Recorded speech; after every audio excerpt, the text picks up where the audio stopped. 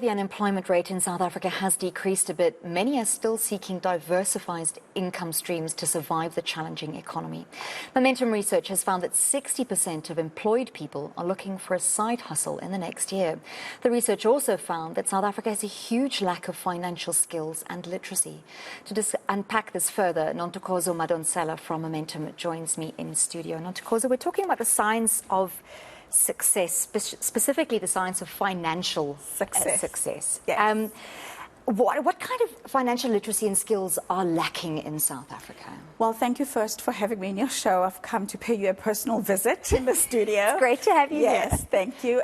So, you know, Momentum has always been talking about success and enabling individuals' journeys to success. With UNISA, we always do research to understand where South African households are, where South African individuals are. And what is lacking is that, number one, a lot of us are looking for additional ways to make income because of the way the economy is, whether it be the fact that you think about how to invest in property or how to be an influencer that makes money or how to get into a business of art that perhaps is connected to your passion. How do you do that and do it successfully? And for some of us, you've got to keep a formal job and do this in a way that kind of is legitimate and can grow. But in terms of those who are completely employed, some of the skills we need is how to structure our employee benefits better, what to do when you transition jobs, as well as how the importance of budgeting, the importance of having a financial advisor, the importance of reviewing your financial plans regularly. So we're not even talking about the basics like budget, we're talking about wealth creation, long-term planning. Absolutely. And we can never get tired of having that conversation, number one. And what we are realizing from the audiences we target and the conversations we're having with the audiences we target is we are all often lacking spaces where we can learn. So through the Science of Success Festival, we are looking to deliver masterclasses. We are looking for you to come with your notebook and take some notes to know what questions to ask. And we even have the globally accomplished entrepreneur and podcaster Stephen Bucklett's joining us as a headline speaker. Well, that's a huge draw card. I mean, my eyes just lit up there. Yeah. There's a saying that the rich get richer and the poor get poorer, and that's probably because, you know, it takes money to make money in many instances. But for those who are employed, who are surviving, but who just really feel that sort of crunch of this cost of living crisis eating away at that ability to create long-term wealth.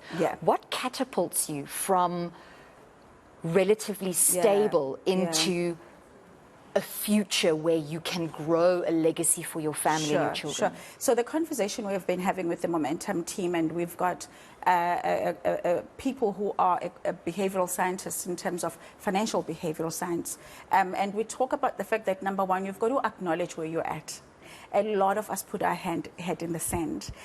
If the credit card is swapping, I always say, especially the wealthy or the slightly more successful than the average South African, you think if your card swaps, you're good, but that's not true. So I think what we need to do in order to have long-term success is really stop, take stock, and acknowledge your reality. The second part is truly, financial advice doesn't cost money. It really doesn't. And sometimes we perceive financial advisors as those for those who have a lot of money. Start where you are, get financial advice, and normalize talking and discussing your money situation in your family and your household.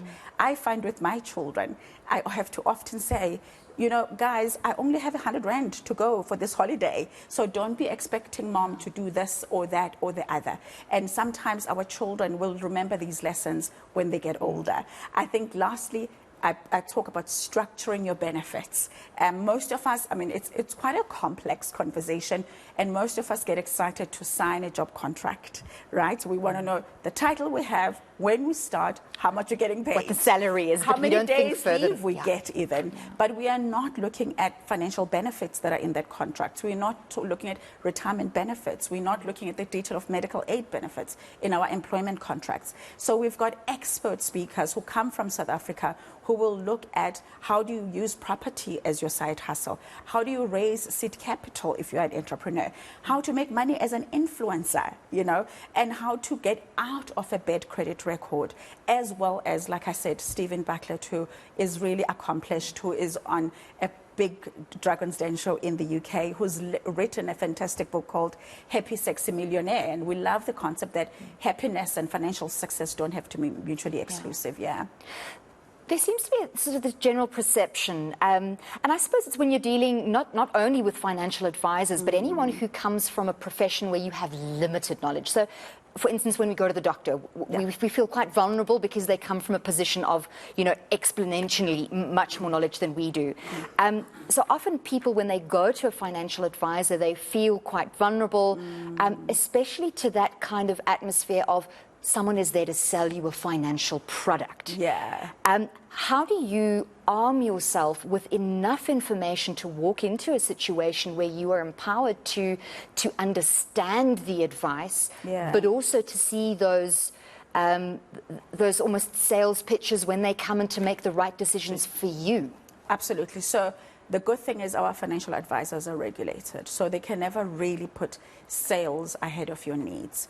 In the conversation of your financial success is usually an understanding of where you are at, what do you have around you, what do you not have in your life, and where do you want to get to. Some of us, there's a statistic that shows very few people in the world, and even fewer in South Africa, are ready to retire.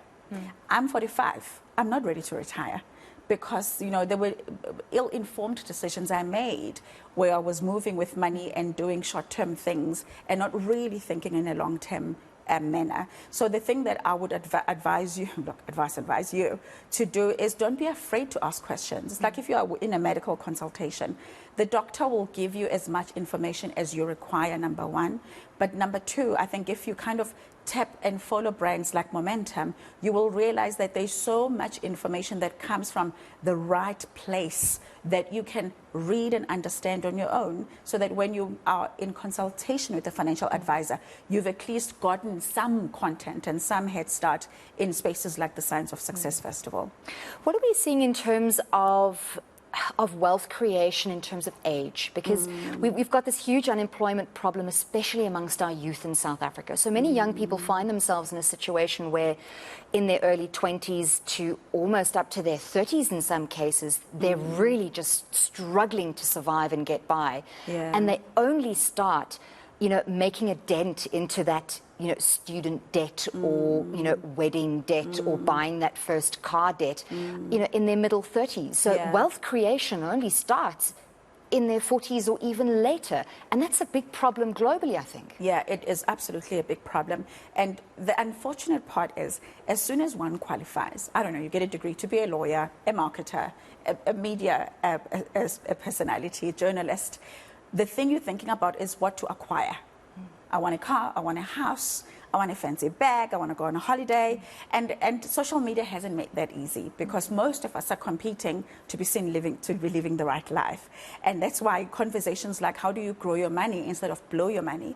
And when you come to money, whether, some of us, we inherit money or policy payouts are given to us, but we don't use the time to pause and think and consider what the right way of putting that money to use that is good for your future would be. So I would say for me, the thing that we are dealing with is getting young people to realize that shut the noise, consider really what would be good for you. I wanted sometimes to impress myself and impress my family, and at 45 or 46 I've only got myself to blame.